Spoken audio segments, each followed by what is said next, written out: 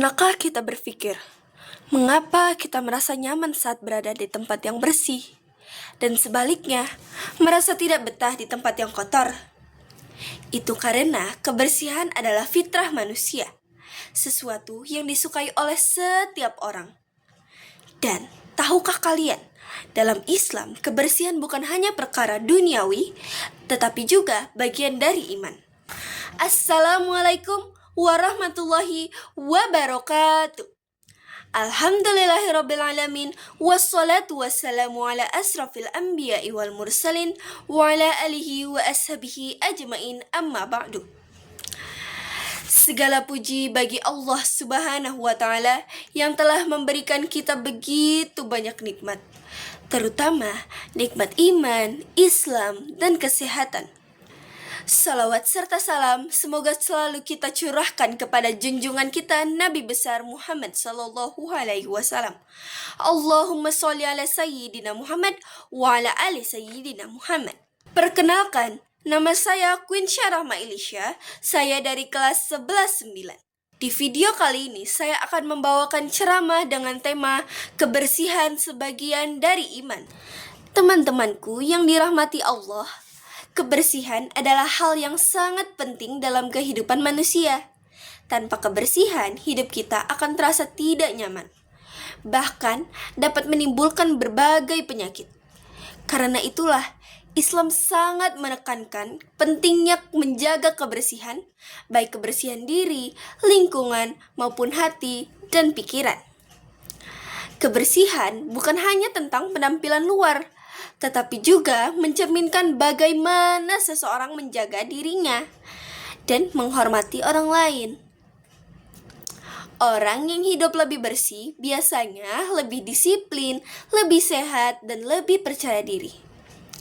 Itulah sebabnya Nabi Muhammad bersabda bahwa kebersihan adalah bagian dari iman. Bayangkan, jika di rumah kita kotor, banyak sampah berserakan, atau kamar mandi tidak dijaga kebersihannya. Tentu, suasananya tidak menyenangkan, bahkan bisa menyebabkan berbagai penyakit di rumah. Begitu juga di sekolah. Jika lingkungan sekolah kotor, maka belajar pun tidak nyaman. Karena itu, menjaga kebersihan bukan hanya tanggung jawab petugas kebersihan, tetapi tanggung jawab kita semua. Menjaga kebersihan juga termasuk menjaga kebersihan hati dan lisan. Jangan sampai hati kita kotor karena iri, dengki, atau kebencian. Jangan pula lisan kita kotor karena berkata kasar, berbohong, atau bergosip. Karena sejatinya, kebersihan sejati adalah ketika tubuh, lingkungan, dan hati kita sama-sama bersih.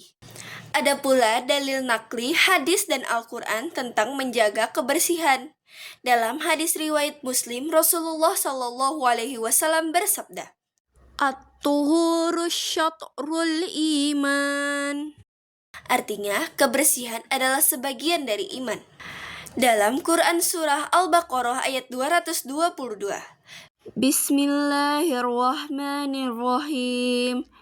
Innallaha yuhibbut tawwabina wa yuhibbul mutatahhirin. Artinya, sesungguhnya Allah menyukai orang-orang yang tobat dan menyukai orang-orang yang menyucikan diri.